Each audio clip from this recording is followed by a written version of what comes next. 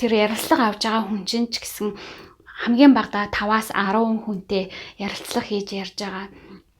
Эсвэл бүр дээдл нь 100 200 хүнтэй ярилцлага хийж явж байгаа хүн байж болно. Тийм учраас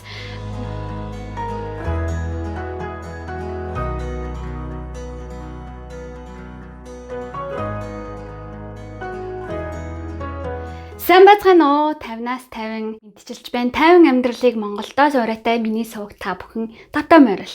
Би өөрийнхөө чөлөөт цагаар амжилтанд хүрэхийг хүсэж байгаа та нар шиг залуус ажил мэргэжлийн болон хувийн хөгжлийн талаарх зөвлөгөө өгдөг ийм нэгэн ээж эхнэр ажил хэрэгч бүсгүй байна.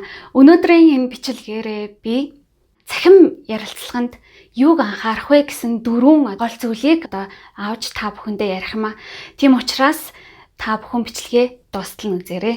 Нэгдүгээрт цахимаар ярилцлага өгөх гэж байгаа болвол техникийн бүрэн байдлыг хангаж техникийн хэрэглэх зүйлсүүдээсээ бэлдэж тавих нь бол хамгийн чухал байгаа юм аа. Гар утсаараа өгж гин үү, компьютер, лаптопороо өгж гин үү, тэ? Энэ техник хэрэгслийнхаа батарейнд бүрэн цэнэглэгдсэн байна уу, тэ? Эсвэл батарейгаа сайн бордгоо олвол цэнэглэгч утас, холбогч утастай байх. Ерөнхийдөө бол яг ярилцлагын дунд цэнийг дуусаж бас саатал гаргахгүй байх хэрэгтэй. Тэгэхээр энийг сэргийлэхийн үүднээс зай болон батарей цахилгаан залгууртай бэлэн байх хэрэгтэй гэж зөвлөмөр байна. Тэгэхээр техникийн бэлэн байдалд бас нэг хэрэгтэй зүйл нь юу вэ гэхээр дата, интернет байгаа. Мэдээж интернетээр ингэж ярилцлага хийх гэж байгаа тохиолдолд та бүхэн интернеттэй орчинд бол байх хэрэгтэй. Хэрвээ интернеттэй орчин байхгүй болол датагаа худалдаж авч бэлэн болгох хэрэгтэй. Тэгээд хэрвээ үнэхээр дата интернет боломжгүй болвол интернеттэй кафе ч юм уу тэр орчинд бас очиж бол байх хэрэгтэй. Тэгээд мэдээж хэрвээ тиймэрхүү олон хүнтэй орчинд орох гэж байгаа бол микрофон нь ажиллаж гин үү, чиний гар утасны чинь спикер нь ажиллаж гин үү, ярих, сонсох энэ хэрэгслүүд нь ажиллаж гин үү гэдгийг бол шалгах хэрэгтэй. Хэрвээ хамгийн энгийн жишээ бол жижигхэн энэ чихэвч байна. Энэ чихэвч бол та бүхнийг ярилцлаганд ороход нь бол хэрэг болно. Мэдээжээр дата интернеттэй орчинд үнэхээр байх боломжгүй дүрсээрээ ингэж ярилцах боломжгүй болвол зүгээр энгийн утсаар бас ярилцлага болов гэж болно. Гэхдээ цахимаар ингээ ярилцлага хийж байх тохиолдолд нүрээ харалцаад өөрийгөө илэрхийлэх тухайн хүмүүсийн ярилцлага авж байгаа хүмүүсийг бас харж уншиж ингээд харилцан яриагаа өрнүүлэх нь бол маш чухал гэдэг. Тийм учраас дата интернеттэй орчингаа бол бэлдэж бэлэн байдлаа бол хангах хэрэгтэй. Техникийн бэлэн байдлыг ярьж байгаа энэ үед бол яг ямар аппликейшнийг хэрэглэж, ямар хэрэглүүрийг хэрэглэж видео ярилцлагч нь явах гэж байгаа юм бэ гэдэг бас их чухал. Тэгэхээр видео ярилцлагыг ихэнх компаниуд бол мессенжерээр хийж гин үү, эсвэл Google Hangout-ыг хэрэглэж гин үү, Skype-ыг ашиглаж гин үү. Ерөнхийдөө томоохон компаниуд бол бизнесийн орчинд бол уг нь бол Skype-ыг түгээмэл хэрэглэдэг байсан.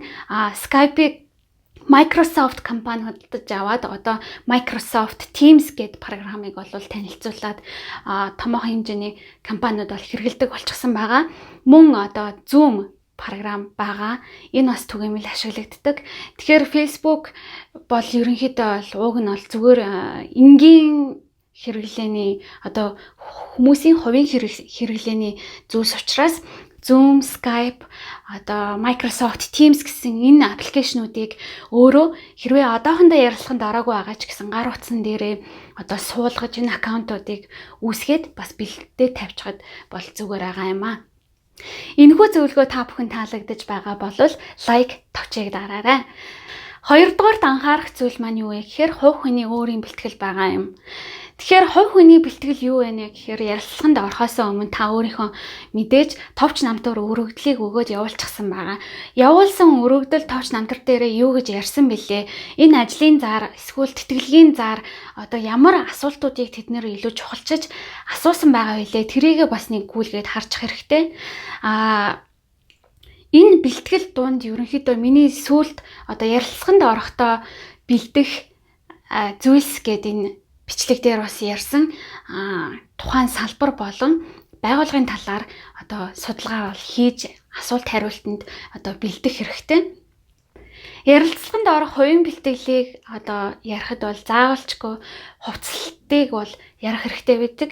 Тэгэхээр хувцлалтын талаар манайхан хөл хорионд орчихсон одоо гэртээ удаан байж байгаа одоо яг ярилцлаганд ингээд орж ирэхдээ цахимаар орж ирэхдээ яг ингээд ач холбогдол өгж гин үү өгөхгүй байх уу яг өгөх ёстой юу гэдгээ бас мэдэхгүй байгаад байна уу манай залуус. Тэгэхээр хувцлалтын дээр бол маш анхаараарай. Хамгийн гол нь ирэм яран одоо юу гэдгийг хүний анхаарлыг татсан тийм янз бүрийн хувцлалт гэхээсээ илүү энгийн цулгуй хувцс байвал одоо бас сайн. Миний хувьд одоо энэ энгийн одоо хар цамцыг өмсчихсэн байна. Хэрвээ те боломжтой болвол бүр ингээд пижак ч гэсэн энгийн нэг жоохон пижак ингээд подолкон дээр ингээд өмсчихэд тухайн хүний харагдах байдал бол хамаагүй өөр болж харагдана.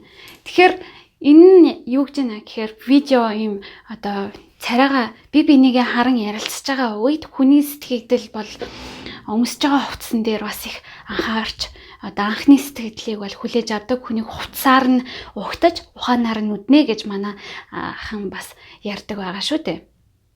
Хувцлалтын тал дээр одоо юу гэдэг нь ерөнхий болвол эмх цэгцтэй цэвэрхэн энгийн байх тусмаа бол сайн.